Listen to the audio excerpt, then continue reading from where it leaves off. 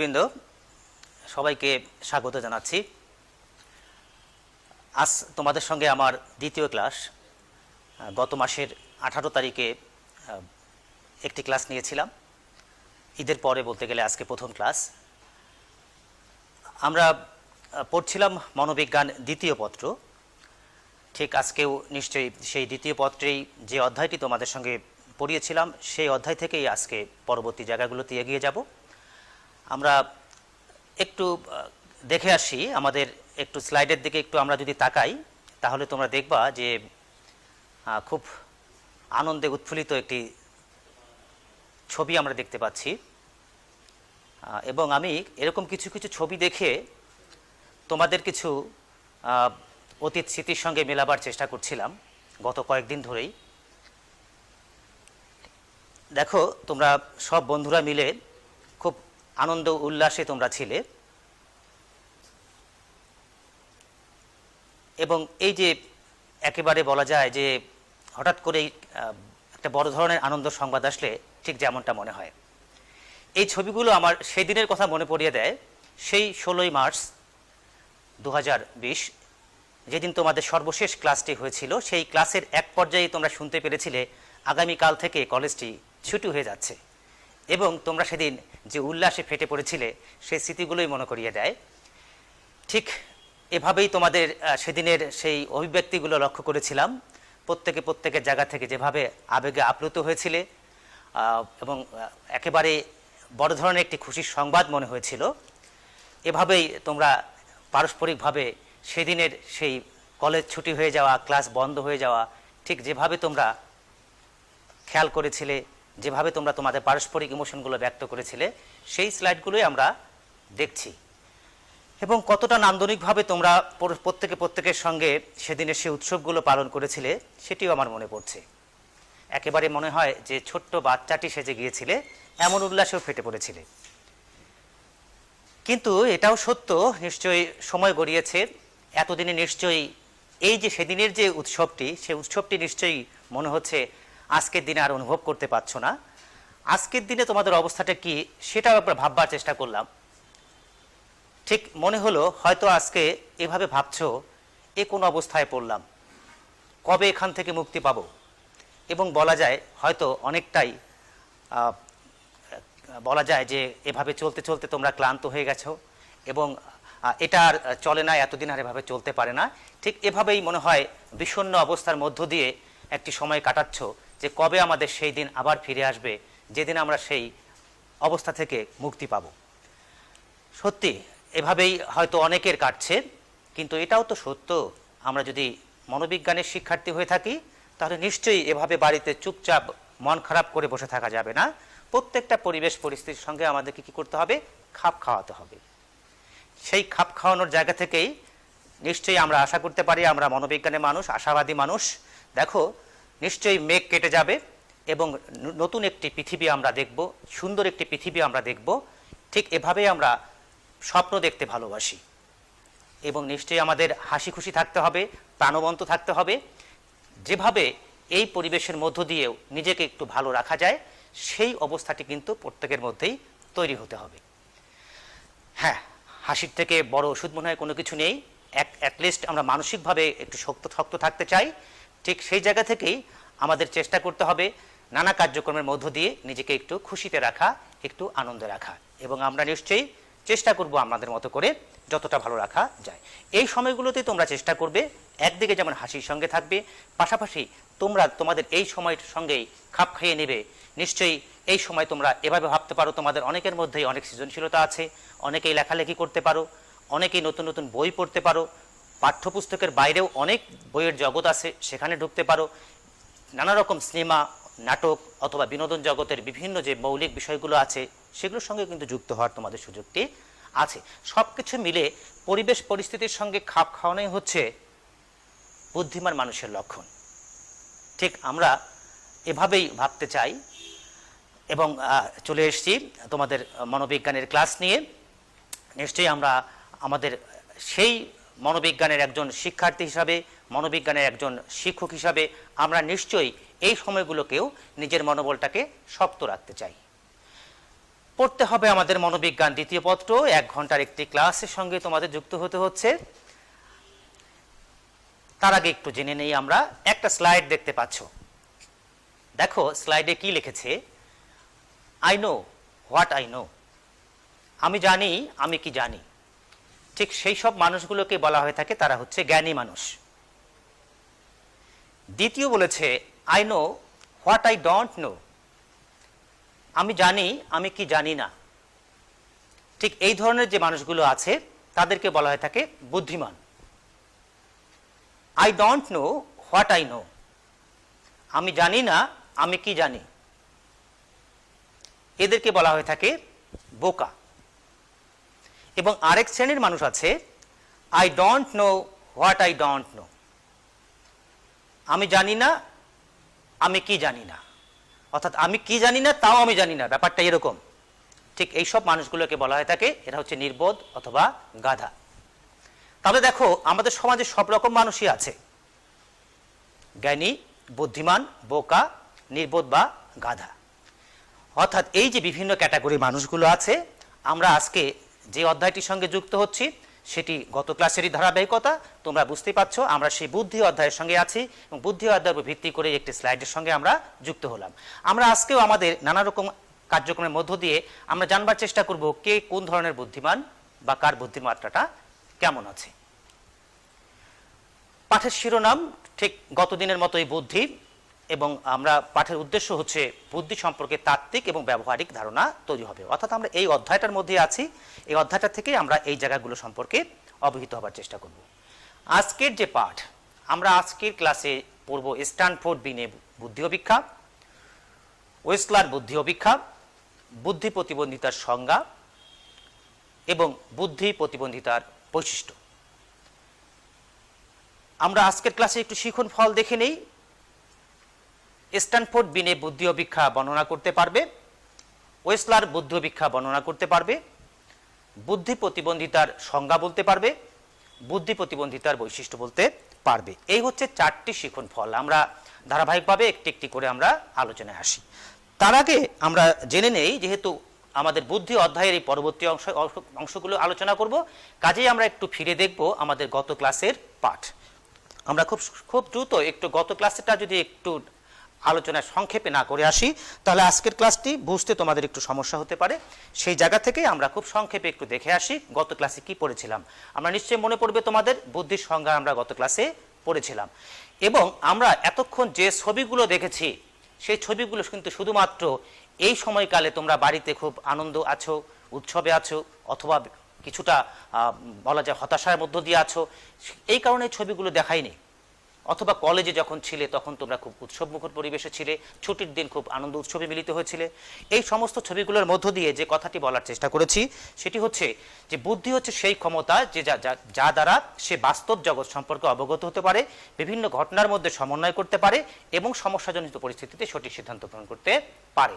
অর্থাৎ যখন যে বাস্তবতা আসবে, একজন ব্যক্তি যদি সেই বাস্তবতার সঙ্গে নিজেকে খাপ খাওয়াতে পারে, তার সমস্যার সঙ্গে সে খাপ খাওয়াতে পারে, সমাধানের পথে এগুতে পারে, তাহলে তাকেই বলবো সে হচ্ছে বুদ্ধিসম্পন্ন বা বুদ্ধিমান মানুষ।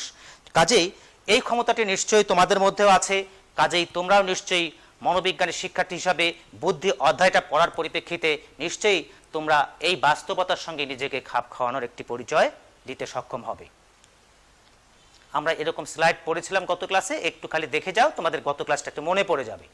আমরা যেহেতু ডেভিড ওয়েস্টারের সংজ্ঞাটিও আমরা পড়েছিলাম, সেই সংজ্ঞার মধ্যেও সেই কথাগুলো বলে। বুদ্ধি পরিমাপ করব, বুদ্ধি পরিমাপ করব। তার আগে একটু বলে রাখি, আমরা একটু আগে একটা স্লাইড দেখলাম জ্ঞানী, বুদ্ধিমান, তারপরে আমরা এক পর্যায়ে বলেছিলাম নির্বোধ। ওই যে স্লাইডটি দেখে আসলাম, একটা ব্যাপার একটু ভাবো তো, যে মানুষগুলো এখনো পর্যন্ত আজকের এই যে করোনা সংকট, এই করোনা সংকট সম্পর্কে অবহিত না, অথবা এর সঙ্গে খাপ খাওয়াতে পারছে না, অথবা করোনা কি এটা তো আমি জানি না, কি তাও আমি জানি না, এরকম যদি একটি অবস্থা হয়, তাহলে সেই মানুষগুলোকে আমরা কোন পর্যায়ে ফেলবো সেটাও নিশ্চয়ই বুঝতে পারছো। তাহলে সব কিছু মিলেই আমরা আমাদের বাহ্যিকভাবে মানুষের কিছু কিছু আচরণ দেখেও যেমন বুঝতে পারি, ঠিক মনোবিজ্ঞানে বুদ্ধি পরিমাপ করার জন্য কতগুলো অভিক্ষা আছে যেগুলোর মধ্য দিয়ে আমরা বিজ্ঞান ভিত্তিকভাবে বুদ্ধি পরিমাপ করতে পারি। তারই ধারাবাহিকতায় আমরা গত ক্লাসে বুদ্ধি অভিক্ষার যে শ্রেণীবিভাগ আছে এটা আলোচনা করেছিলাম। এর মধ্যে একক এবং দলগত বুদ্ধি অভিক্ষা ছিল, এগুলোর সংজ্ঞা আমরা আলোচনা করেছিলাম এবং এক পর্যায়ে গিয়ে এগুলোকে ব্যাখ্যা করেছিলাম, নানা রকম ছবির মধ্য দিয়ে দেখিয়েছিলাম। অভিক্ষা কাকে বলে আমাদেরকে ব্যাখ্যা করতে হয়েছিল, এরকম ছবিগুলো তোমরা গত ক্লাসে দেখেছো। এবং আমরা বুদ্ধি অভিক্ষার শ্রেণীবিভাগের মধ্যে এগুলো আমরা বিস্তারিত আলোচনা করেছিলাম। ব্যক্তিভিত্তিক বুদ্ধি অভিক্ষা কাকে বলে, দলভিত্তিক বুদ্ধি অভিক্ষা কাকে বলে। দেখো জাস্ট স্লাইডগুলো দেখাচ্ছে শুধুমাত্র তোমাদেরকে মনে করিয়ে দেবার জন্য গত ক্লাসে আমরা কি আলোচনা করেছিলাম। ঠিক একক বুদ্ধি অভিক্ষার সিম্বল আমরা দেখতে পাচ্ছি, একজনের বুদ্ধি পরিমাপ করা হচ্ছে এখানে। দলগতর মধ্যে বুঝতে পারছি দলগত অনেকের বুদ্ধি পরিমাপ করা যায়। এই ছবিগুলো দেখে নিশ্চয়ই মনে পড়বে গত ক্লাস তোমাদের। একসঙ্গে দেখো প্রশ্নপত্র দিয়ে অনেকের বুদ্ধি পরিমাপ করা হচ্ছে। ব্যক্তিভিত্তিক দলভিত্তিক বুদ্ধি অভিক্ষার পার্থক্য আমরা পড়েছিলাম, এরকম প্রায় 5টি এবং আরেকটি স্লাইডের মধ্য দিয়ে আমরা 5টি 10টি কিন্তু আমরা পার্থক্যও পড়েছিলাম গত ক্লাসে, তোমাদের নিশ্চয়ই মনে পড়বে।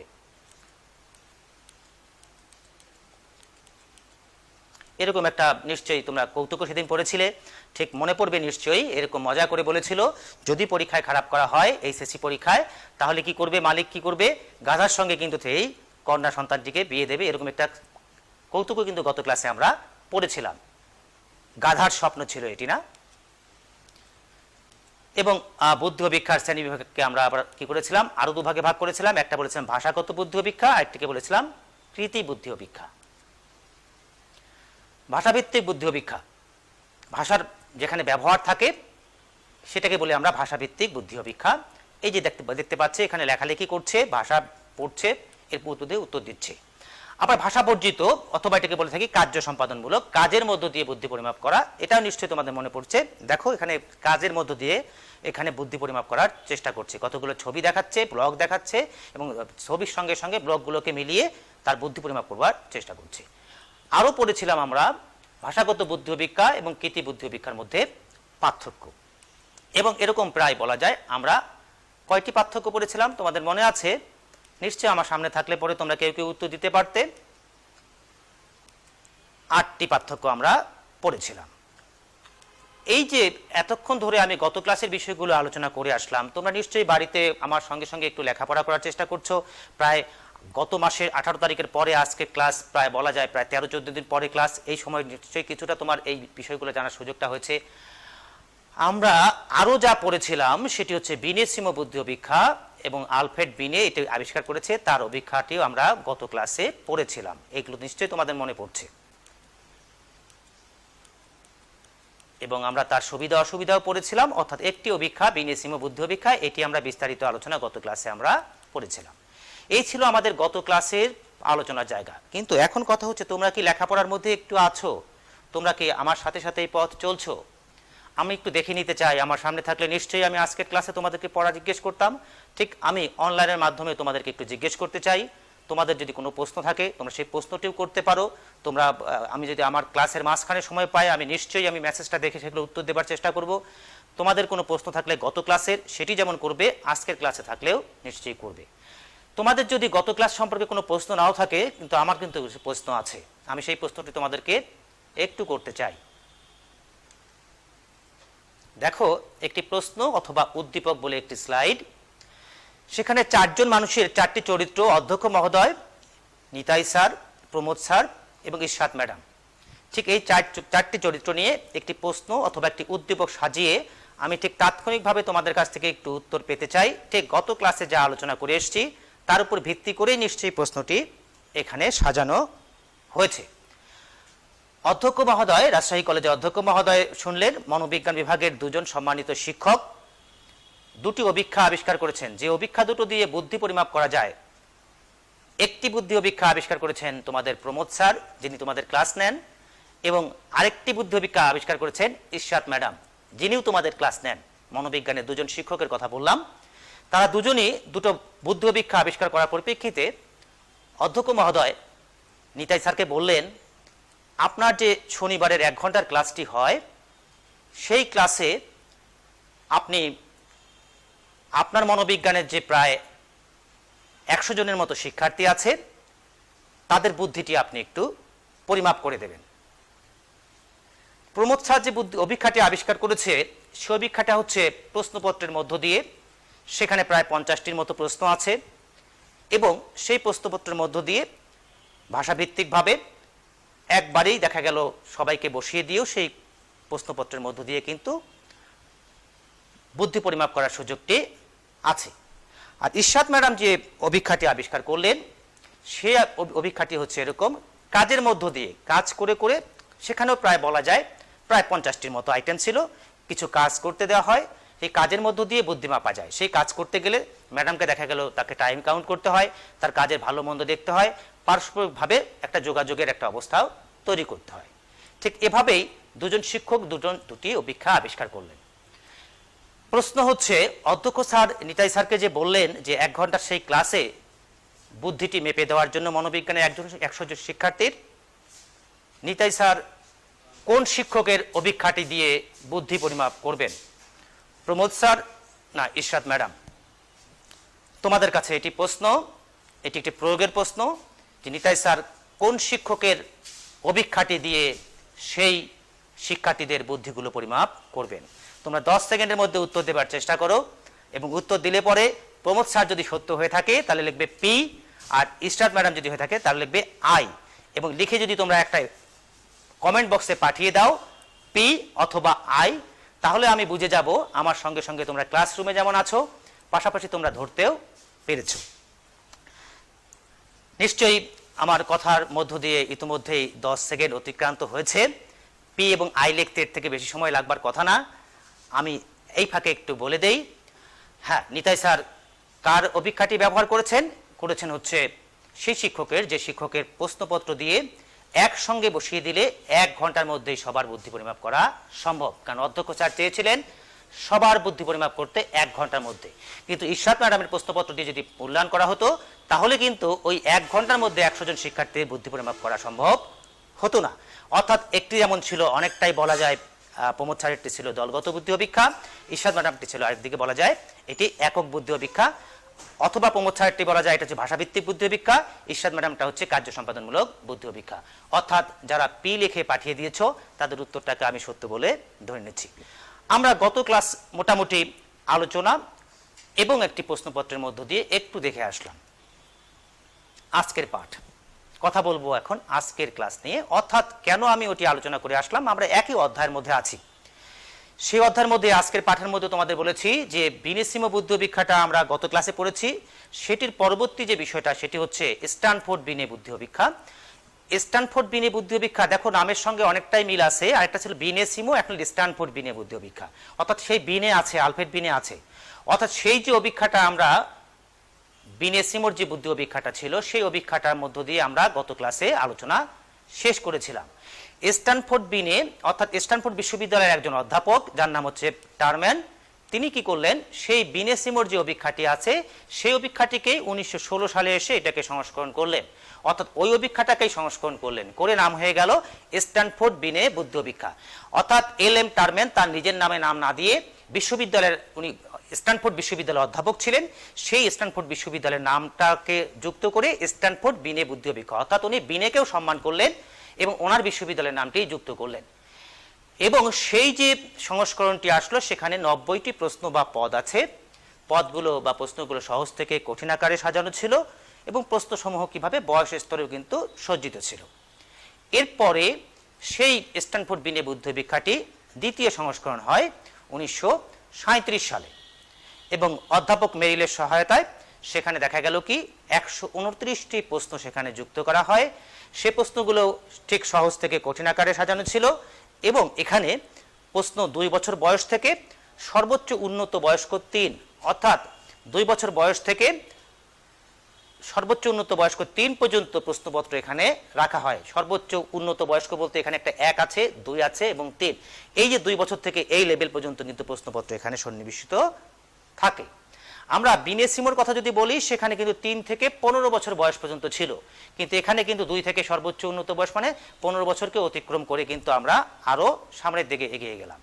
তৃতীয় সংস্করণ এসে হয় 1960 সালে এবং চতুর্থ সংস্করণ হয় 1986 সালে, এবং এই 1986 সালে শৈশব থেকে পূর্ণবয়স্ক পর্যন্ত সকল ব্যক্তির জন্যই বুদ্ধি পরিমাপ করার সুযোগটি রাখা হয়। এবং এই অভিক্ষায় সবচেয়ে গুরুত্বপূর্ণ যে বিষয়টা ছিল, এখানে আমরা বুদ্ধঙ্কের একটি ব্যবহার পাই, অথবা বুদ্ধঙ্ক অথবা ইন্টেলিজেন্ট কুইশেন্ট অথবা বলছি আইকিউ। এই আইকিউ এর ব্যবহার সম্পর্কে কিন্তু আমরা এই অভিক্ষার মধ্য দিয়ে ধারণা পাই। এবার আমরা একটু জানতে চাই, তোমাদের প্রত্যেকেরই তো নিশ্চয়ই আইকিউ আছে, আমাদেরও আছে। আমরা খুব সহজভাবে সাধারণ মানুষও বিভিন্ন প্রশ্নপত্রের মধ্য দিয়ে আইকিউ জানতে চাই। আমরা নিশ্চয়ই একটু প্রত্যেকের একটা আইকিউ সহজভাবে জানবো, তারপরে নিশ্চয়ই মনোবৈজ্ঞানিকভাবে আমরা একটু জানবার চেষ্টা করব বা নির্ণয় করবার চেষ্টা করব। একটা স্লাইড দেখতে পাচ্ছ, দেখো এখানে বলেছে বাবা যত দিলেন মাও তত দিলেন, ভাই দিলেন অর্ধেক, আমার আড়াই তাতে, মোট হলো 20। বলুন তো বাবা কত দিলেন?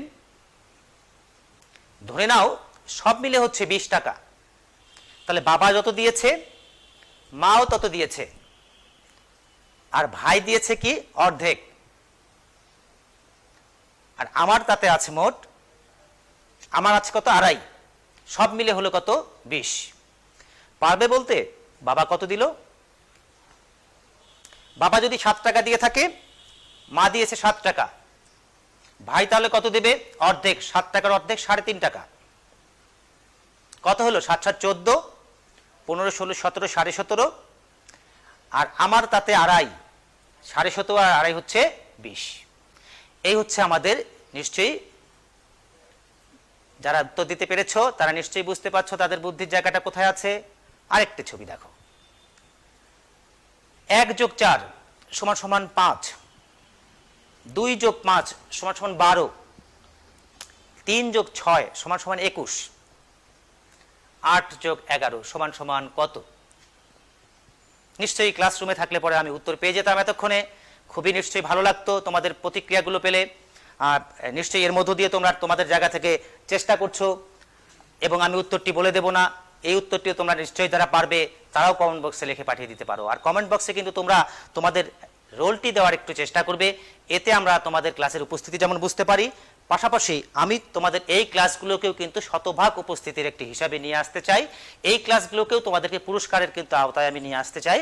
কাজেই তোমরা ক্লাসগুলো যখনই দেখো তখনই কিন্তু তোমরা তোমাদের জায়গা থেকে একটু কমেন্ট বক্সে তোমাদের রোলগুলো দেবার চেষ্টা করবে। আমরা নিশ্চয়ই উত্তর পেয়ে গেছি, নিশ্চয়ই তোমরা উত্তর দেবে। আমরা বুদ্ধি পরিমাপ করব, বুদ্ধঙ্ক নির্ণয় করব।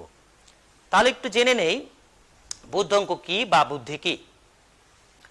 বুদ্ধঙ্ক ইন্টেলিজেন্ট কুইশেন্ট, দেখো বানানটা দেখো, QUOTIENT, আইকিউ, খুব পরিচিত আইকিউ। এটাকে বাংলা করেছে আমরা বুদ্ধঙ্ক। এখানে সংজ্ঞাটার দিকে একটু খেয়াল করো। বুদ্ধঙ্ক হলো ব্যক্তির মানসিক বয়সের সঙ্গে তার প্রকৃত বয়সের একটি অনুপাত, যেখানে 100 গুণিতক হিসাবে ব্যবহার করা হয়। নিচে একটি নিশ্চয়ই সূত্রটা দেখতে পাচ্ছ, বুদ্ধঙ্ক = মানসিক বয়স বা প্রকৃত বয়স ইন্টু 100। ঠিক এই সূত্রের মধ্য দিয়ে কিন্তু আমরা বুদ্ধি, বুদ্ধঙ্ক, আইকিউ এইটা পরিমাপ করতে পারি। তাহলে আমাদের এখান থেকে কি কি জানা দরকার? আমাদের জানা দরকার প্রকৃত বয়স বলতে কি বোঝায়, মানসিক বয়স বলতে কি বোঝায়। এই জায়গাটুকু যদি আমরা আবিষ্কার করতে পারি তাহলে নিশ্চয়ই একজন ব্যক্তির আমরা বুদ্ধঙ্ক বের করতে পারবো। এবার আমরা চলে যাব সেই আলোচনার জায়গায়, প্রকৃত বয়স, মানসিক বয়স কাকে বলে। খুব সহজ কথায় বলি, প্রকৃত বয়স কোনটাকে? তোমার জন্মের পর থেকে শুরু করে আজকের দিন পর্যন্ত, ঠিক যেটাকে বলি আমরা সময়ানুক্রমিক, সেই বয়সটাকে বলেছি আমরা প্রকৃত বয়স। জন্মের দিন থেকে শুরু করে আজকের দিন পর্যন্ত আমরা সচরাচর যে কথাটা বলে থাকি তোমার বয়স কত, সেটাকে বলেছি আমরা প্রকৃত বয়স। আরেকটি বিষয় আছে মানসিক বয়স, যেটাকে বলছি আমরা মেন্টাল এজ।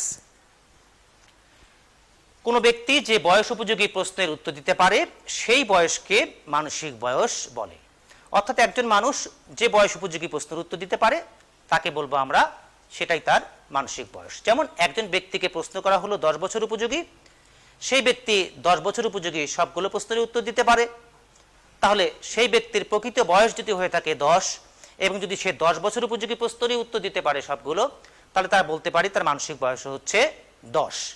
এরপরে আর 11 বছর বা 12 বছর পরবর্তী বয়সগুলো উপযোগী সে কোনো প্রশ্নের উত্তর দিতে পারে না, তাহলে কিন্তু তার মানসিক বয়স 10-এই থেমে গেল। কিন্তু যদি কোনো কারণে 10 বছরের পরেও পারে, 11তেও কিছু অংশ পারে, 12তেও কিছু অংশ পারে, নিশ্চয়ই সে কিছু কিছু অংশের জন্য কিন্তু সে কিছু কিছু পয়েন্ট পাবে। তাহলে আমরা এখানে প্রথমে একটু আসি, ব্যক্তি যে বয়স উপযোগী প্রশ্নের উত্তর দিতে পারে তাকেই বলেছি আমরা মানসিক বয়স। এই মানসিক বয়সটার মধ্যে দুটো বিষয় আছে। একটি আছে ব্যক্তি যে বয়স পর্যন্ত সবগুলা প্রশ্নের উত্তর দিতে পারে তাকে আমরা বলি মৌলিক মানসিক বয়স। দেখো আমরা পরের স্লাইডে এসেছি, বলেছি মৌলিক মানসিক বয়স, যে বয়স স্তরে সকল প্রশ্নের উত্তর দিতে পারে তাকে বলছে মৌলিক মানসিক বয়স বা বেসিক মেন্টাল এজ। আরেকটা কথা একটু আগেই তোমাদেরকে বলেছি যে ওই বয়স, ব্যক্তির বয়স 10, ব্যক্তি 10 বছর উপযোগী পারে, ব্যক্তি 11 বছর উপযোগীও কয়েকটা প্রশ্নের উত্তর দিতে পারে, 12 বছর উপযোগীও কয়েকটা প্রশ্নের উত্তর দিতে পারে। এই যে ব্যক্তিটি 11 বছরের কয়েকটি, 12 বছরের কয়েকটি, এই কয়েকটি সবগুলো পারে না, কিন্তু কয়েকটিগুলো পারে। এই কয়েকটিকে বলেছি আমরা, এগুলো হচ্ছে অর্জিত মানসিক বয়স। অর্থাৎ একটা হচ্ছে মৌলিক মানসিক বয়স, অর্থাৎ যে বয়স পর্যন্ত সে সবগুলোর উত্তর দিতে পারে সেটা বলছে মৌলিক মানসিক বয়স। আর পরবর্তী তার পর্যায়গুলোতে যদি সে সব না পারে কিন্তু কিছু অংশ পারে, তার জন্য সে কিছু কিছু সে অর্জন করে পয়েন্ট, অথবা সে কিছু মাস অর্জন করে, সেগুলোকে বলেছে আমরা অর্জিত মানসিক বয়স। তাহলে মানসিক বয়স সমান সমান আমরা কি বলতে পারি? মৌলিক মানসিক বয়স যোগ অর্জিত মানসিক বয়স। আমরা যদি স্লাইডের দিকে তাকাই এবার একটু ভালো করে, যে বয়স স্তরে সকল প্রশ্নের সঠিক সমাধান দিতে পারে সেই বয়সটাকে ব্র্যাকেটে বলেছি মৌলিক মানসিক বয়স। এর সাথে পরবর্তী বয়স স্তরের যতটি প্রশ্নের সঠিক সমাধান দিতে পারে সেই বয়স স্তরের নির্ধারিত মাস হিসাবে প্রদানকৃত যোগফলসমূহ, যেগুলোকে বলেছি হচ্ছে অর্জিত মানসিক বয়স। এবং এই মৌলিক মানসিক এবং অর্জিত মানসিক বয়স দুটোর সমষ্টি হচ্ছে মানসিক বয়স। আমরা নিশ্চয়ই একটু হাতে কলমে চেষ্টা করব আমরা এটাকে পরিমাপ করে দেখবার। তার আগে একটু খেয়াল করো তো দেখি, এই যে অর্জিত মানসিক বয়সের একটি চার্ট তোমরা দেখতে পাচ্ছ, এই চার্টটাকে তোমাদের একটু চেষ্টা করতে হবে। বিনে সিমো বুদ্ধি অভিক্ষা, স্ট্যানফোর্ড বিনে বুদ্ধি অভিক্ষা, এই জায়গা থেকে খেয়াল করলে পরে আমাদের যে পরীক্ষার প্রশ্নগুলো আসে অনেক সময় দেখা যাবে যে এই অভিক্ষার উপর ভিত্তি করে যদি প্রশ্নগুলো আসে, সেক্ষেত্রে সেই অভিক্ষার উপর ভিত্তি করে এরকম একটি চার্ট আছে অর্জিত মানসিক বয়স বের করার। দেখো বলেছে বয়সস্থ যদি 2 থেকে 4.5 বছর হয় তাহলে সে প্রতিটি নির্ভুল উত্তরের জন্য পাবে 1, অর্জিত মানসিক বয়স হবে 1। অর্থাৎ এখানে বলে রাখি যে এই ব্যক্তিটি তার মৌলিক মানসিক বয়সের পরবর্তী লেভেলে এসে যে কয়টি প্রশ্নের উত্তর দিতে পারে তার উপর ভিত্তি করে এই মানসিক বয়স বা অর্জিত মানসিক বয়সগুলো নির্ধারণ করা হচ্ছে। অর্থাৎ ব্যক্তির বয়স যা ছিল একটা পর্যন্ত সে পেরেছে সেটাকে আমরা মৌলিক মানসিক বয়সে রেখে দিয়েছি, এখন আমরা বের করছি অর্জিত মানসিক বয়স।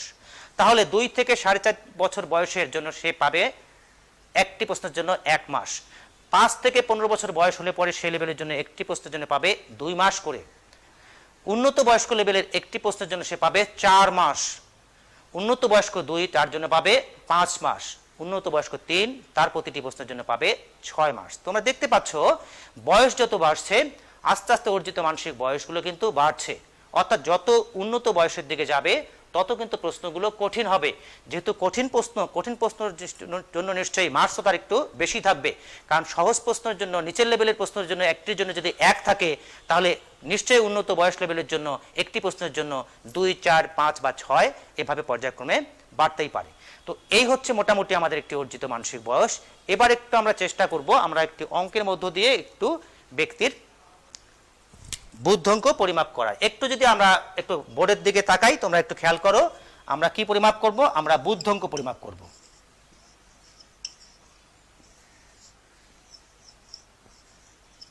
বুদ্ধিঅঙ্ক এটাকে আমরা কি বলেছি? আইকিউ বলেছি। এইটা সমান সমান আমাদের কি আমরা নিশ্চয়ই এতক্ষণে আত্মস্থ করেছি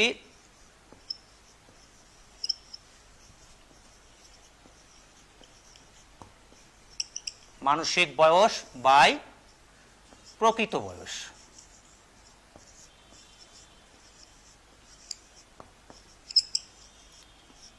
ইন্টু 100। ধরে নাও যেমনটা বলেছিলাম একজন ব্যক্তি, একটি বালক, তার বয়স হচ্ছে প্রকৃত বয়স কত? 10। সে 10 বছর উপযোগী সবগুলো প্রশ্নের উত্তর দিতে পারে, এর থেকে বেশি আর পারে না। তাহলে সেই ব্যক্তির বুদ্ধাঙ্ক কত হবে? আমরা যদি কেটে দেই তাহলে কি হয়? 100। তাহলে দেখো কত সহজভাবে আমরা আইকিউ নির্ণয় করে ফেললাম, তাই না? 10 বছরের একটি বালক, সে 10 বছর উপযোগী সে প্রশ্নের উত্তর দিতে পারে, তার মানসিক বয়স হচ্ছে 10। কাজেই আমরা খুব সহজভাবে 100 আইকিউ। একইভাবে কি হতে পারত? এমনও হতে পারত যে আমরা এভাবে হতে পারত, তার বয়স হচ্ছে 10, সে প্রশ্নের উত্তর দিতে পারে 12 বছর উপযোগী সবগুলো প্রশ্নের উত্তর দিতে পারে। তাহলে কি করতে পারি আমরা? এটা কেটে দিলাম, কত হয়? 120। কত সহজভাবে। তাহলে আমাদের যদি এরকম খুব সহজভাবে আমাদের যদি সহজভাবে মানসিক বয়স নির্ণয় করার সুযোগটি থাকে, তাহলে কিন্তু খুব সহজেই কিন্তু অঙ্কটি করে ফেলা সম্ভব। অর্থাৎ আমরা দুটি উদাহরণের মধ্য দিয়ে আমরা দেখলাম। এখন ব্যাপারটা হচ্ছে যে সবসময় তো নিশ্চয়ই এরকম থাকবে না। কখনো কখনো এমনটি হবে যে কি, যে 12 বছর উপযোগী ভালো কথা, সে হয়তো সবগুলো প্রশ্নের উত্তর পেয়েছে, তাকে তখন 13 বছর উপযোগী প্রশ্ন দেওয়া হবে। 13 বছর উপযোগী প্রশ্ন দেওয়ার পরে সেটাও যদি পারতো সবগুলো, তাহলে কিন্তু তার তার মানসিক বয়স হয়ে যেত কত? 13। কিন্তু সে 13 বছর উপযোগী সবগুলো পারেনি, সে হয়তো কয়েকটি পেরেছে। সেই কয়েকটির জন্য নিশ্চয়ই আমাদের যে অর্জিত মানসিক বয়সের যে স্লাইডটি দেখতে পাচ্ছ, যে চার্টটি দেখতে পাচ্ছ, এই চার্ট অনুযায়ী কিন্তু সে কিন্তু নিশ্চয়ই তাকে একটি পয়েন্ট সেখানে দিতে হতো। এখন এই জায়গা থেকে আমরা একটা উদাহরণের মধ্য দিয়ে একটু দেখার চেষ্টা করি যে আমরা কি করে ঠিক ওই রকম ধরনের ভাবে যদি আমাদেরকে মানসিক বয়স বের করতে হয়, যেখানে কিছু ভগ্নাংশ থাকবে অথবা কিছু খণ্ডিত অংশ থাকবে পরবর্তী বয়সগুলোর জন্য, সেক্ষেত্রে আমরা কিভাবে বের করব। তোমরা একটু খেয়াল করো, স্লাইডটার দিকে একটু খেয়াল করো। আমরা ধরে নেই একজন ব্যক্তি, তার প্রকৃত বয়স হচ্ছে 4 বছর 11 মাস। এটাকে যদি আমি একটু ভেঙে নেই, তাহলে মাসে পরিণত করলে 59 মাস হয়। এখন সেই ব্যক্তিটির আমরা কি করব? মানসিক বয়স নির্ণয় করব। খেয়াল করতে থাকো স্লাইডটার থেকে। সেই ব্যক্তিকে আমরা 4 বছর উপযোগী প্রশ্ন দিয়েছিলাম, সে সবগুলো প্রশ্নের উত্তর পেয়েছে। তাহলে তার 4 বছর অর্জন হয়ে গেছে। 4 বছর মানে সেটাকে যদি মাসে রূপান্তর করি, তাহলে হবে 4 × 12 = 48 মাস। অর্থাৎ 4 × 12 = 48 মাস হচ্ছে, এইটা হচ্ছে তার মৌলিক মানসিক বয়স, যেটা তার অর্জন হয়ে গেল, কারণ সবগুলোই সে পেরেছে। এরপরে সেই শিশুটাকেই 4.5 বছর উপযোগী প্রশ্ন দেওয়া হলো, সে 5টি প্রশ্নের উত্তর দিতে পারলো। তাহলে আমাদের সেই চার্ট অনুযায়ী প্রতিটি প্রশ্নের জন্য সে পাবে হচ্ছে 1 করে। তাহলে 5টি প্রশ্নের জন্য সে পেল 5। এরপরে তাকে 5 বছর উপযোগী প্রশ্ন দেওয়া হলো, সে 4টি পারল। তাহলে আমাদের সেই চার্ট অনুযায়ী প্রতিটি প্রশ্নের জন্য কি হয়? 5 থেকে 15 হলে সে পাবে হচ্ছে 2 করে। তার 2টি পেরেছে, 4 × 2 = 8, 8 মাস পেয়ে গেল। 6 বছর উপযোগী যখন দেওয়া হলো, তখনও সে 2টি পারল, তখন 2টির জন্য 2 মাস করে, 2 × 2 = 4 মাস। 7 বছর উপযোগী যখন দেওয়া হলো, তখন সে পারল 1টি, অর্থাৎ সেখানেও তার 2 মাস, 2 × 1 = 2 মাস। এই মাসগুলোকে যোগ করলে পরে আমাদের 5 মাস, 8 মাস, 4 এবং 2 এই কয়টাকে যোগ করলে হয় 19 মাস। এই 19 মাসটা হচ্ছে আমাদের অর্জিত মানসিক বয়স। তাহলে আমাদের এখন সব মিলে মানসিক বয়স কত হবে? আমরা আগেই বলেছি মানসিক বয়স সমান সমান কি? মৌলিক মানসিক বয়স যোগ অর্জিত মানসিক বয়স। তো মৌলিক মানসিক বয়স হচ্ছে কত? 48, আর অর্জিত কত? 19। দুটো মিলে যোগ করলে হয় কত? 67 মাস। এখন আমরা আমাদের সেই সূত্রে চলে আসি। একদম স্লাইডের উপরেও দেখো সূত্রটা দেওয়া আছে, বুদ্ধাঙ্ক সমান সমান মানসিক বয়স বাই প্রকৃত বয়স ইন্টু 100। তাহলে কি দাঁড়ালো? এখানে দাঁড়িয়ে গেল 67 ভাগ 59 ইন্টু 100। সুতরাং আইকিউ সমান সমান 113.56। তাহলে আমরা নিশ্চয়ই এভাবে আমরা একজন ব্যক্তির আইকিউ নির্ণয় করতে পারি। এইভাবে তোমাদের প্রায় প্রশ্নপত্রে থাকে, কখনো তোমাদের এমসিকিউ থাকে, কখনো তোমাদের সিকিউ থাকে। কাজেই একটু গুরুত্বের সঙ্গে নিশ্চয়ই খেয়াল করবে। আর বুঝতে না পারলে পরে নিশ্চয়ই নেক্সট ক্লাসে আমাকে আবার প্রশ্ন করবে, আমি নিশ্চয়ই এগুলোকে আবার পরিষ্কার করবার চেষ্টা করব। তাহলে আমরা আজকের ক্লাসে খুব গুরুত্বপূর্ণ একটি জায়গায় কিন্তু আমরা গেলাম, আমরা কিন্তু আইকিউ নির্ণয় করা শিখে গেলাম। এখন নিশ্চয়ই তোমাদের প্রশ্ন হতে পারে, স্যার এই 113.56 আইকিউ সমান সমান সে কেমন বুদ্ধি সম্পন্ন? সে কি খুব স্বাভাবিক বুদ্ধি সম্পন্ন? সে কি একেবারে বলা যায় যে খুব জিনিয়াস, অথবা অন্য কোনো ক্যাটাগরিতে পড়ে, অথবা বলতে পারো এটা কি বুদ্ধি প্রতিবন্ধিতার মধ্যে পড়ে? নিশ্চয়ই আমরা সেটাও জানার চেষ্টা করব, কত হলে পরে সেই ব্যক্তিটাকে কোন বুদ্ধি সম্পন্ন বলা যায়। একটু সহজ কথায় একটা শুধুমাত্র বলে রাখি, সাধারণত বলা হয়ে থাকে 90 থেকে 110-এর মধ্যে যদি থাকে, তাহলে বলা হয়ে থাকে স্বাভাবিক বুদ্ধি সম্পন্ন। সেই অর্থে বলতে পারি 113.56। দেখতেই পাচ্ছ যেখান থেকে মোটামুটি বোঝা যায় যে ব্যক্তিটি কিন্তু স্বাভাবিক বুদ্ধির মধ্যেই পড়ে। বা তার থেকে একটু উন্নত জায়গায়ও আছে। আমরা একটু খেয়াল করি, স্ট্যানফোর্ড বিনে বুদ্ধভিক্ষা আলোচনা করতে গিয়ে আমরা বুদ্ধঙ্ক আলোচনা করলাম। এই অভিক্ষার সুবিধা কি আছে? এটি খুবই ব্যবহৃত একটি অভিক্ষা। বুদ্ধঙ্ক নির্ণয় করা যায়, কাজে বুঝতে পারলে এই অভিক্ষার একটা কত ভালো দিক। মানসিক বয়সের ধারণা নিশ্চয়ই তোমরা বিনেসমের মধ্যে পেয়েছিলে, এখানে আরও পরিষ্কার হওয়ার চেষ্টা করলে। যারা ভাষা জানে তাদের জন্য এটা কিন্তু উপযোগী। এটা একটা ভাষাভিত্তিক বুদ্ধি অভিক্ষা, যে ব্যক্তিরা ভাষা জানে তাদের জন্য এটি খুবই উপযোগী। বিভিন্ন বয়স স্তরেও কিন্তু অভিক্ষাটি ভাগ করা আছে। 2 থেকে 18 বছর বয়সের জন্য বুদ্ধি পরিমাপ করা যায়। এখানে একটু বলে রাখি, এই স্ট্যানফোর্ড বিনে বুদ্ধি অভিক্ষা অনেকগুলো সংস্করণ হয়েছে, অনেক কিছু আছে এটার মধ্যে। তো একেবারেই বিস্তারিত আলোচনার জায়গায় আমরা যেতে পারি নাই বা যাইনি, তোমাদের বইও এত বিস্তারিতভাবে স্ট্যানফোর্ড বিনে বুদ্ধি অভিক্ষা আলোচনা যায়নি। কারণ হচ্ছে যে তোমাদের জন্য মোটামুটি যতটুকু একটি অভিক্ষা সম্পর্কে জানলে পরে হয় ততটুকুই তোমাদের ওখানে আলোচনা করা আছে। আমরাও নিশ্চয়ই ততটুকুর মধ্যেই থাকলাম। ভবিষ্যতে উপরের ক্লাসে উঠলে আবারও স্ট্যানফোর্ড বিনে বুদ্ধি অভিক্ষা সম্পর্কে পরিচয় হওয়ার সুযোগ থাকলে নিশ্চয়ই এটা সম্পর্কে আরও বেশি জানার সুযোগটি পাবে। এবার একটু দেখে নেই এতগুলো সুবিধার পাশাপাশি কিছু অসুবিধা আছে কিনা। অসুবিধাও কিছু আছে। এটি একটি ব্যক্তিভিত্তিক বুদ্ধি অভিক্ষা, কারণ একসঙ্গে অনেকের বুদ্ধি মাপা যায় না, একজনের মাপা যায়। ভাষাভিত্তিক বুদ্ধি অভিক্ষা, এখানে ভাষার ব্যবহার হয়, যারা ভাষা জানে না তাদের সঙ্গে এটি ব্যবহার করা সম্ভব হয় না। আর সাধারণ বুদ্ধি পরিমাপ করা সম্ভব, কিন্তু বিশেষ উপাদান অর্থাৎ ওভারঅল জেনারেল একটা বুদ্ধি পরিমাপ করা যায়, কিন্তু বিশেষ ব্যক্তির মধ্যে বিশেষ বিশেষ কিছু বৈশিষ্ট্য থাকতে পারে, সেই বিশেষ বৈশিষ্ট্যগুলো জানা কিন্তু এর মধ্য দিয়ে সম্ভব হয় না। প্রশিক্ষণপ্রাপ্ত অভিক্ষকের কিন্তু যথেষ্ট পরিমাণ দরকার হয়, কারণ অনেক কিছু হিসাব নিকাশের ব্যাপার আছে, সেই জায়গাটায় দরকার। আমরা একটু সুবিধা অসুবিধা দেখে নিলাম। এবার একটু চলে যাব আমরা আরেকজন ব্যক্তির একটি বুদ্ধি অভিক্ষায়, ওয়েসলার বুদ্ধি অভিক্ষা। ডেভিড ওয়েসলার আরেকজন বিজ্ঞানী, তোমরা নাম শুনেছ, সেই সংজ্ঞাও দিয়েছেন একটা বুদ্ধির। তার জায়গা থেকে আমরা দেখে নেব। অর্থাৎ ইতিমধ্যে আমরা বিনেসিমো বুদ্ধি অভিক্ষা আলোচনা করেছি, স্ট্যানফোর্ড বিনে বুদ্ধি অভিক্ষা আবিষ্কার করেছি, এখন ওয়েসলার বুদ্ধি অভিক্ষা 3য় নম্বর বুদ্ধি অভিক্ষায় তোমাদের আলোচনায় আমরা আসছি। কি আছে অভিক্ষাটায় একটু দেখে নেই আমরা। অভিক্ষাটিতে কি আছে? 11টি উপ অভিক্ষা আছে, অর্থাৎ একটা অভিক্ষার মধ্যে আবার 11টি ভাগ আছে এবং প্রত্যেকটাকে আবার একটা করে উপ অভিক্ষা বলা হয়েছে। এদেরকে আবার কি করা হয়েছে? এদেরকে আবার দুটো ভাগে ভাগ করা হয়েছে। কিছু অভিক্ষা আছে এখানে হচ্ছে ভাষাগত, আর কিছু আছে কর্মসম্পাদনমূলক। অর্থাৎ তোমরা একটু শুনেছো একটু আগেই যে ভাষামূলক এবং কার্য সম্পাদনমূলক বুদ্ধি অভিক্ষা, এবং আগের যে বিনেস এবং স্ট্যানফোর্ড বুদ্ধি অভিক্ষা আলোচনা করেছি সেখানে কিন্তু বলতে গেলে শুধুমাত্র ভাষাভিত্তিক প্রশ্নই সেখানে ছিল, কিন্তু এই যে ওয়েসলার বুদ্ধি অভিক্ষা এসে কিন্তু একটা অভিক্ষার মধ্যে কিন্তু আমরা দুটো পেয়ে গেলাম। এবং ভাষাগত মানক সেখানে কিন্তু 6টি উপ অভিক্ষা আছে এবং কর্মসম্পাদনের মধ্যে আছে 5টি।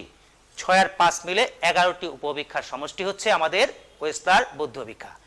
তাহলে উপ অভিক্ষাগুলো কি? উপ অভিক্ষাগুলো প্রত্যেকটি আলাদা আলাদাভাবে কতগুলো বিশেষ বিষয়, অর্থাৎ এখানে ব্যক্তির 11টা দিক পরিমাপ করার সুযোগ আছে আলাদা আলাদাভাবে, এবং সব কিছু মিলেও তার একটি সামগ্রিকভাবে বুদ্ধি পরিমাপ করার সুযোগ আছে। আমরা এখন একটু দেখে নেব ভাষাগত বুদ্ধি অভিক্ষার ভেতরে কি আছে এবং তারপরে দেখব কর্মসম্পাদনের মধ্যে কি আছে।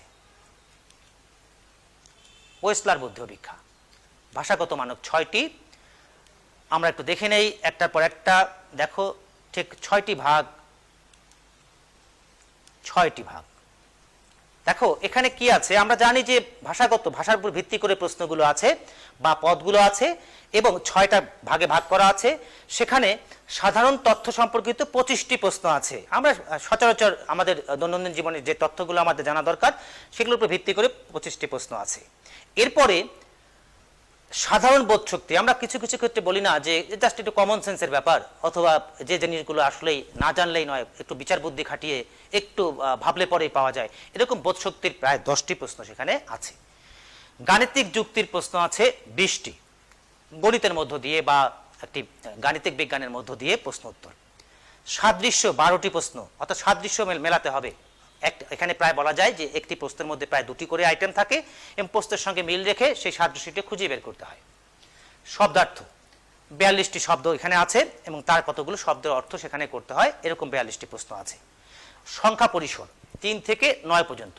3 থেকে 9 পর্যন্ত এই যে এইটি রেঞ্জটা আছে, এখানে সাধারণত স্মৃতি পরিমাপ করার ক্ষেত্রে পরিমাপ করা হয়ে থাকে।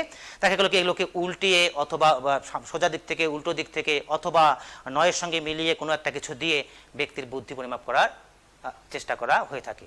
অর্থাৎ এমনিভাবে আমরা কি করি, ভাষাগত কতগুলো সমস্যার মধ্য দিয়ে এই 6টা উপ-অপেক্ষার মধ্য দিয়ে ব্যক্তির ভাষাগত বুদ্ধি পরিমাপ করতে পারি। আবার পৃথকভাবে বিশেষ বিশেষভাবেও কিন্তু তার সাধারণ তথ্য সম্পর্কিত কেমন তার বুদ্ধি আছে, গাণিতিক যুক্তি সম্পর্কিত তার বুদ্ধি কেমন আছে, এগুলো কিন্তু পরিমাপ করার সুযোগটা এখানে আছে।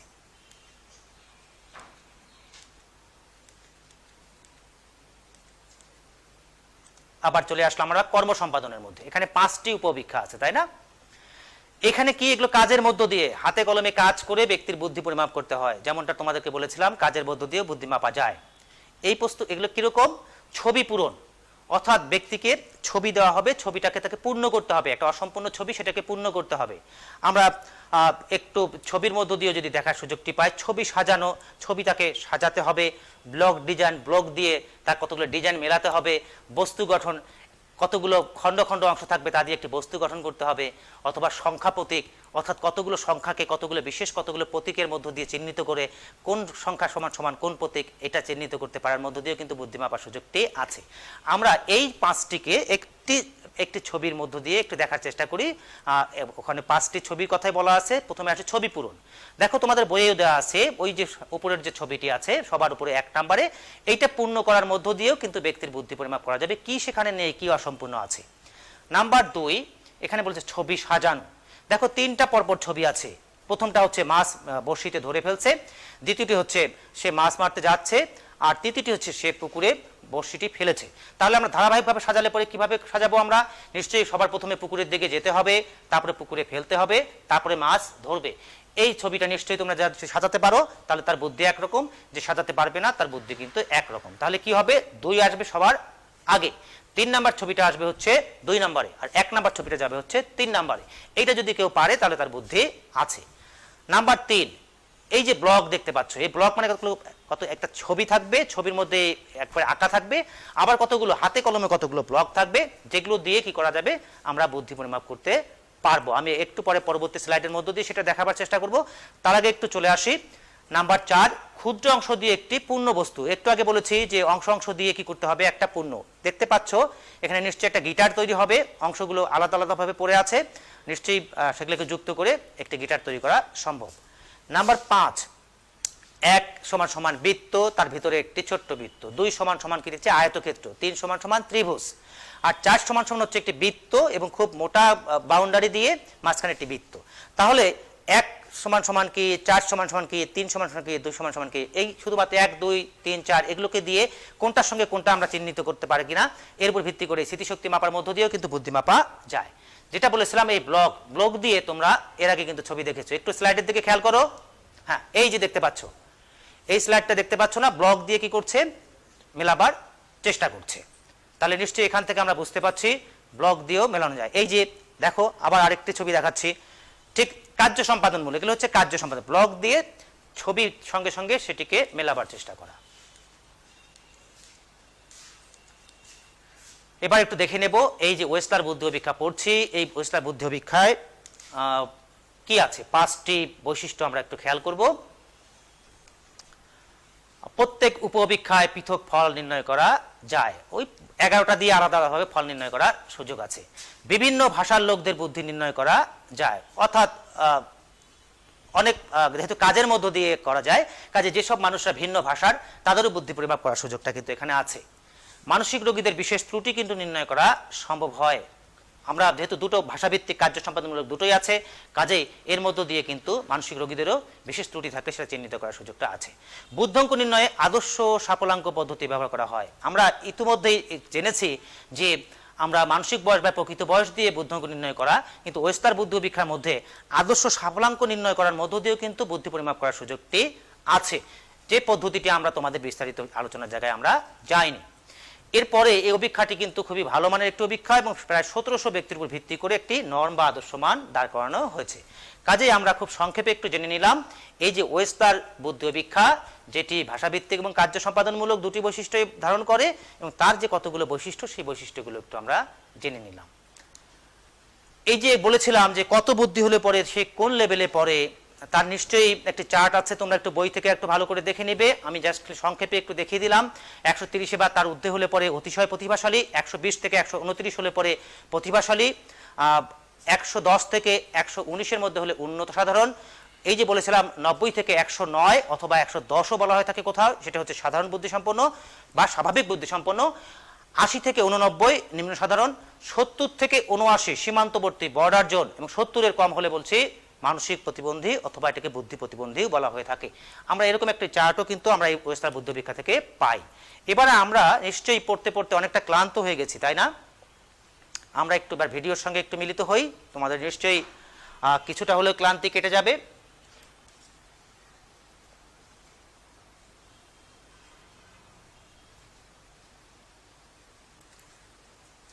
তোমরা প্রস্তুত? খুব ছোট্ট একটা ভিডিও আমরা দেখে নেব।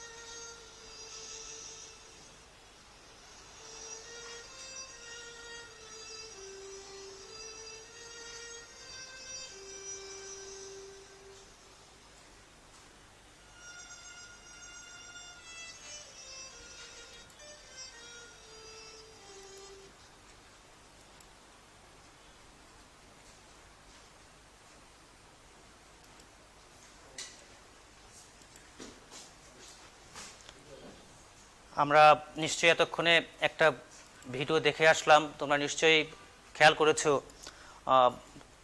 এবং সেই মানুষটির জন্য সবার যে একটা প্রাণের একটি চাহিদা, প্রাণের একটি ভালো লাগা, ভালোবাসার জায়গা, সেটি আমরা খেয়াল করেছি। এবং সত্যি সত্যি এই মানুষটি তোমার মতো আমার মতো আর 8-10টি মানুষের মতো না। ঠিক এই মানুষগুলোর জন্য নিশ্চয়ই আমাদেরকে ভাবতে হয়। এই মানুষগুলোকে আমরা বিভিন্ন সময় বলে থাকি এই মানুষগুলো হচ্ছে কোনো না কোনো দিক থেকে হয়তো কোনো না কোনো তার প্রতিবন্ধিতা রয়েছে, অথবা এদেরকে বলতে পারি এইসব মানুষগুলো হচ্ছে বিশেষ চাহিদা সম্পন্ন কিছু মানুষ। আমরা নিশ্চয়ই আজকে আমাদের এই ক্লাসে ঠিক এভাবে আমরা একটু যুক্ত হতে চাই। এই যে সমাজে মানুষগুলো আছে, যে মানুষগুলো ঠিক তোমার আমার মতো স্বাভাবিক মানুষ না, যাদের কিছু কিছু ক্ষেত্রে কিছু কিছু সীমাবদ্ধতা রয়েছে, কিছু কিছু ক্ষেত্রে তাদের কিছু প্রতিবন্ধিতা রয়েছে, তাদেরকে নিয়ে আমরা আজকের ক্লাসে আমরা কথা বলতে চাই। আমাদের পরবর্তী যে শিখন ফলটি আছে তোমরা খেয়াল করেছো, সেটি হচ্ছে প্রতিবন্ধিতা, অথবা আমরা আরেকটু যদি বলতে চাই এরা হচ্ছে বিশেষ চাহিদা সম্পন্ন। ঠিক ওই মানুষটির নিশ্চয়ই এক ধরনের প্রতিবন্ধিতা আছে। আমরা আমাদের সমাজে দৃষ্টি প্রতিবন্ধী আছে, শ্রবণ প্রতিবন্ধী আছে, বুদ্ধি প্রতিবন্ধী আছে। আমরা নানা প্রতিবন্ধিতা নিয়ে কিন্তু সমাজে বসবাস করে থাকি। তাদেরকে নিয়ে আমরা আজকের ক্লাসে এখন যুক্ত হব। একটি ছবির দিকে তাকাও। এই শিশুগুলোকে দেখলে নিশ্চয়ই বুঝতে পারছো, দেখেও মনে হচ্ছে যে খুব একটি স্বাভাবিক শিশুর মতো নয়। হয়তো কিছু না কিছু জায়গায় কিছু হয়তো চোখ মুখ কিছু কথা বলছে, যে জায়গায় কিছু ঘাটতি থাকতে পারে।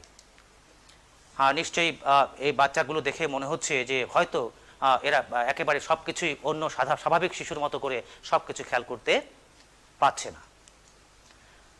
দেখো ছবিগুলো একটু ভালোভাবে খেয়াল করলে ঠিক এমনটা খেয়াল করবে, তাদের চাহনি বা আকার ইঙ্গিত সব কিছুর মধ্যে কিছুটা হলে দেখবা একটু অসামঞ্জস্যতা আছে। অর্থাৎ আমরা আজকে এই পর্যায়ে আমাদের সেই শিখন ফল নিয়ে যুক্ত হব, বুদ্ধি প্রতিবন্ধিতা।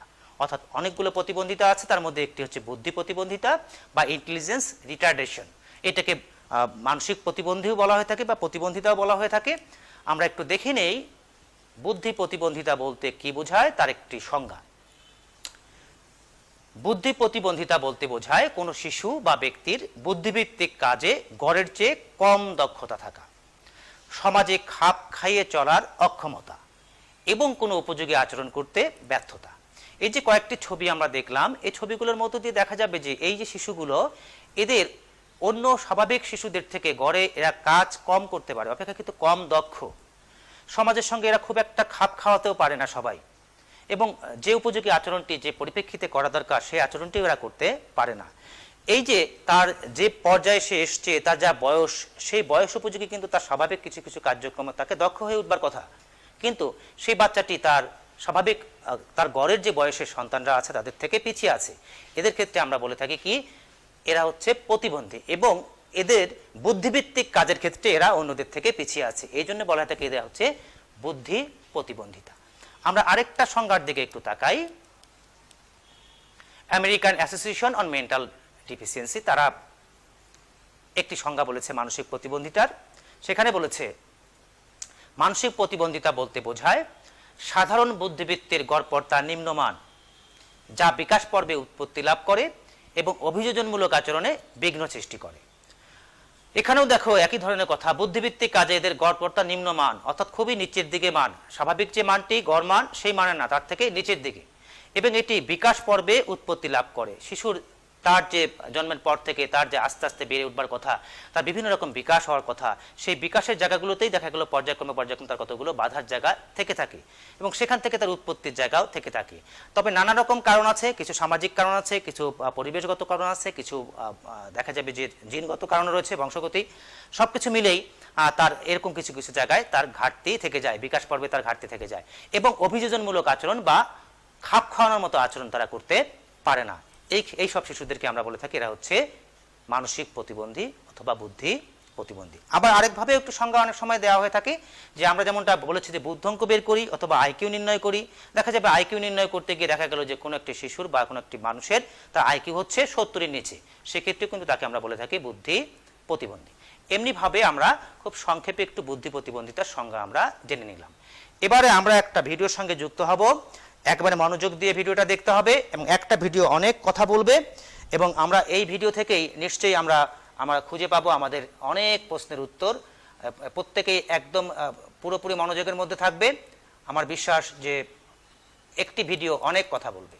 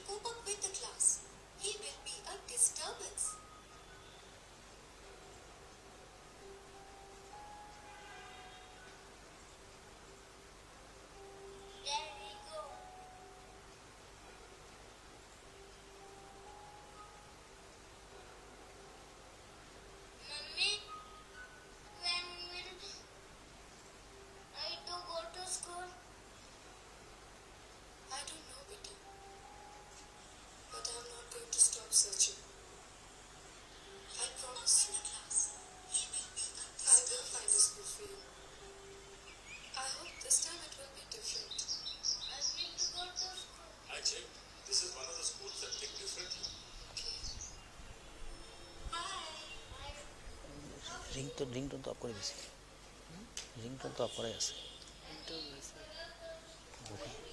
স্লাইড অফ করতে হবে।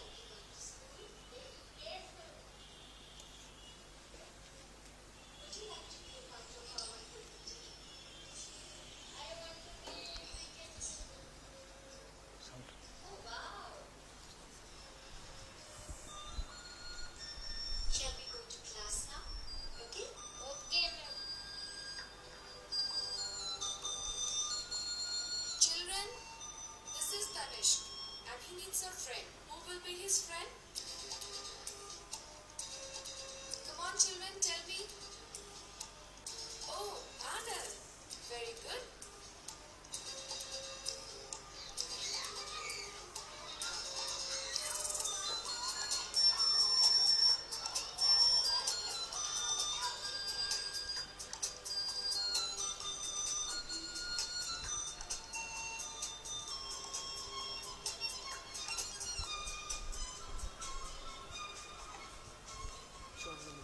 কত শুরু হয়েছে কত? আমি তো ভাবছি পৌনে 4:30 শুরু হয়েছে। দেরি হবে।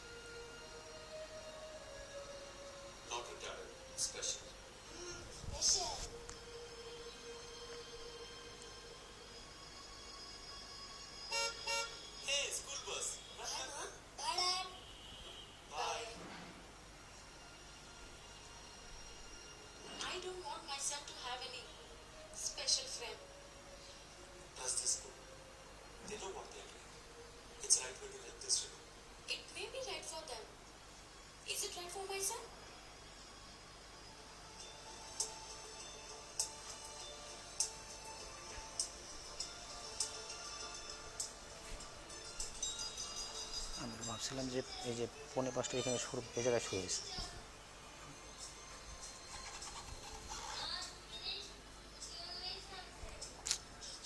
না, একটু টানতে পারতাম, বেশি হবে কিছু করার নেই।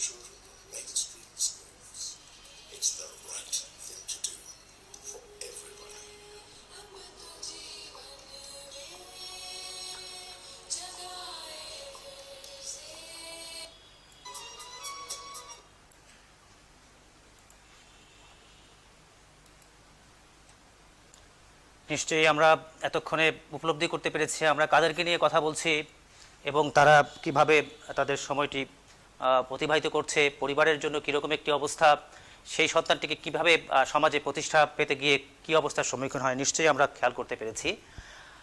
এই ভিডিওটা নিয়ে আমরা একটু সংক্ষেপে কথা বলার চেষ্টা করব। তার আগে আমি একটু দেখে নেই তোমাদের যে প্রশ্ন উত্তরগুলো এসেছিল, সেখানে খুব একটা প্রশ্ন নেই দেখেছি। প্রথমে মমতা রহমান সে লিখেছে ছাড়, মারিনা কণা তার রোল নম্বরটা দিয়েছেন 461, গতদিনও ক্লাসে ছিল সে। 457 রাফিয়া নওশিন, সেও যুক্ত আছে ক্লাসে। MKC 417 roll number, yes sir বলেছে। যুক্ত আছে 411 রোল নম্বর এবং আরও অনেকেই যুক্ত আমরা দেখতে পাচ্ছি। তেমন প্রশ্নের জায়গা খুব একটু নেই। আমরা ভিডিওটা দেখে আসলাম, ভিডিও থেকে কিছু কথা আমরা একটু চলে আসি। দেখো, এই সব বাচ্চাগুলোর একটা দৃশ্য আমরা দেখে আসলাম, এরপরেও এরা সবসময় এরা সমবয়সীদের সঙ্গে মিশতে পারে না। দেখো, এখানে 3 জন আছে, 2 জন একসঙ্গে, একজন কিন্তু আলাদা হয়ে আছে। সামাজিকতার ক্ষেত্রে এদের ক্ষেত্রে অনেক ক্ষেত্রে সমস্যা হয়ে থাকে। এরা ভাষা শিখতে অনেক সময় এদের সমস্যা হয়, অন্যদের মতো করে এরা কথাও ঠিক মতো সবসময় বলতে পারে না, অনেকের ক্ষেত্রে এরকমটাও হয়ে থাকে যে নাম ধরে ডাকলেও ঠিক মতো বুঝতে পারে না। এই সব সমস্যাগুলো আমরা এদের ক্ষেত্রে দেখে থাকি। এরা সঠিকভাবে খেলনার ব্যবহারটাও কিন্তু সবসময় করতে পারে না, অর্থাৎ পুরোপুরি বুঝে উঠতে পারে না যে কোনটি হওয়া উচিত। বিনা কারণে এরা কখনো কখনো হাসে, কখনো কখনো কাঁদে, কোনো যৌক্তিকতাও থাকে না। সব বাচ্চারাই এমনটি করে এমনটি কিন্তু না, কিছু কিছু ক্ষেত্রে এমনটা হয়ে থাকে। কখনো কখনো নিজের একটা আঘাত করে থাকে, নিজের ক্ষতি করার চেষ্টা করে থাকে।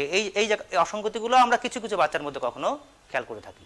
এদেরকে কি করা সম্ভব? এদেরকে যদি আমরা ট্রেনিং দেই, প্রশিক্ষণ দেই, তাহলে কিন্তু এদেরকে একটা জায়গায় কিন্তু নিয়ে যাওয়া সম্ভব। নিশ্চয়ই এদেরকে স্বাভাবিক জীবনে না আসলেও অ্যাটলিস্ট তার মৌলিক কার্যক্রমগুলো করতে পারা এবং সমাজের সঙ্গে খাপ খেয়ে তার কিছু কিছু কাজ করতে পারা, অথবা অনেকের ক্ষেত্রে দেখা যাবে যে অনেক উপর পর্যন্ত কিন্তু যেতে পারে, অথবা একেবারে বলা যায় যে বিশেষ সৃজনশীলতাও কিন্তু আমরা অনেকের মধ্যে লক্ষ্য করে থাকি।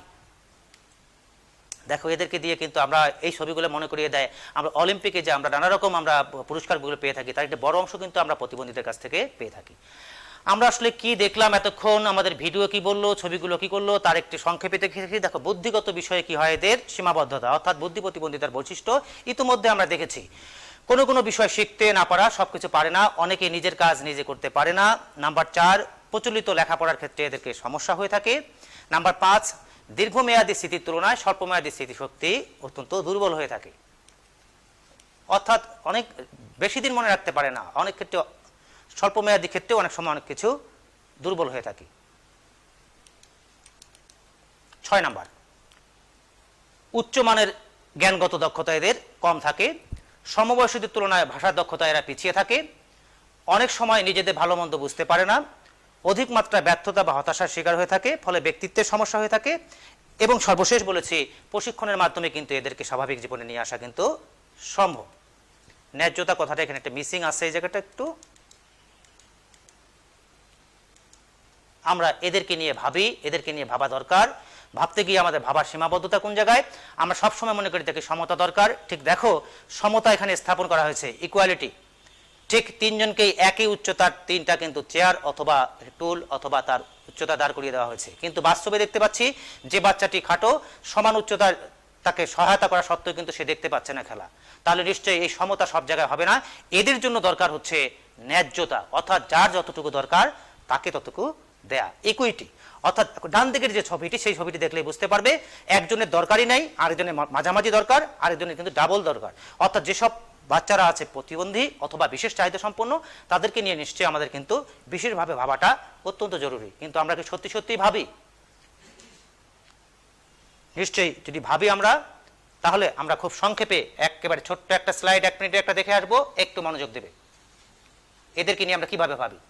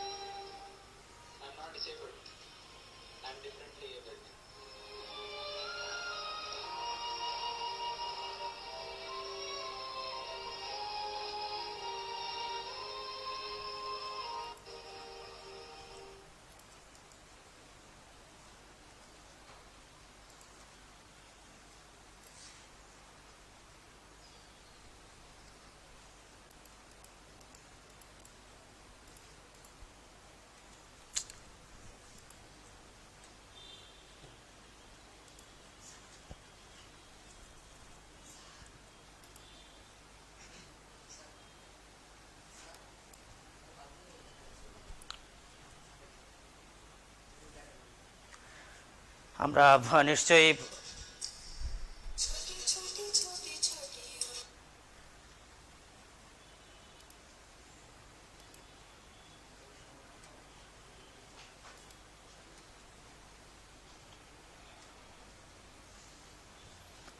আমরা একদম শেষ স্লাইডটি দেখলাম এবং নিশ্চয়ই সেই মানুষটির কথা বলবো। আমরা নিশ্চয়ই স্লাইডটি দেখার সঙ্গে সঙ্গে ক্লাসরুমে থাকলে পরে সবাই একটু দাঁড়িয়ে যেতাম আর তার প্রতি শ্রদ্ধা জানিয়ে, ঠিক যেভাবে বিচারকরা দাঁড়িয়ে গিয়েছিল আমরাও নিশ্চয়ই যে যেখানে আছি সেখান থেকে সবাই তাদের প্রতি শ্রদ্ধা জানিয়ে একটু দাঁড়িয়ে যাই। এবং তোমরা নিশ্চয়ই খেয়াল করেছো, আমরা সমতার কথা বলি, আমরা ন্যায্যতার কথা বলি, বাস্তবতা আমরা দেখলাম বিচারকরাও কিন্তু তাকে তার যে দক্ষতা দেখবার কথা সেই দক্ষতাটি তার আছে, কিন্তু অন্য ধরনের তার প্রতিবন্ধিতার সমস্যার কারণে তাকে কিন্তু অডিশন নেওয়া থেকেই বিরত রেখেছিল। কাজেই আমরা পড়ছি প্রতিবন্ধিতা নিয়ে, পড়ছি বুদ্ধি প্রতিবন্ধিতা নিয়ে, আমরা তাদেরকে নিয়ে ভাববো, তাদেরকে নিয়ে নিশ্চয়ই আমাদের অনেক দায় আছে, নিশ্চয়ই আগামীতেও আমাদের তাদেরকে নিয়ে আরও কথা হবে। সবাই ভালো থাকো, সবার সুস্থতা কামনা করে আজকে এই পর্যায়ে বিদায় নিচ্ছি, শুভকামনা।